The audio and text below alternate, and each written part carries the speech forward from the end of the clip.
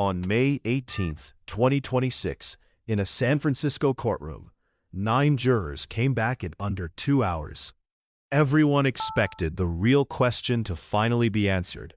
Did OpenAI honor its astounding promise? The jury never touched it.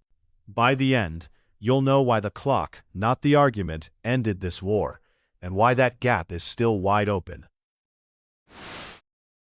Here's the twist at the heart of it. The man suing to defend OpenAI's founding mission is the same man who helped write that mission. In December 2015, Musk and Sam Altman incorporated OpenAI as a nonprofit. 0 shareholders, 0 dividends, $38 million on the table. Musk stayed on the board for 3 years, and when he walked out in 2018, that library had just lost its founder.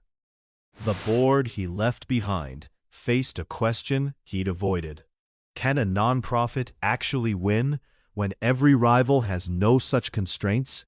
A nonprofit that swore off profit somehow ended up with over $100 billion on the table. That date mattered, because Musk would argue this restructuring should never have happened without asking first.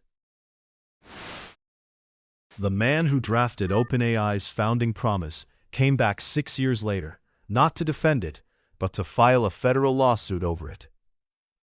In 2024, Musk filed a federal complaint in California, naming Altman, Brockman, OpenAI, and Microsoft. But getting a jury to weigh those charges turned out to be a much harder problem than the complaint's cover page suggested. Did OpenAI break the promise it was built on?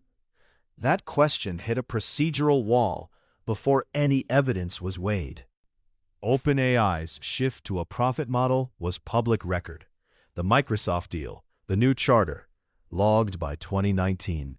Judge Gonzalez Rogers was already prepared to dismiss it. So why did 9 jurors vote on it at all? Before a single juror raised their hand, equity law had already decided who'd make the final call. And it wasn't the 9 people in the box. Gonzalez Rogers sent the panel exactly one narrow factual issue.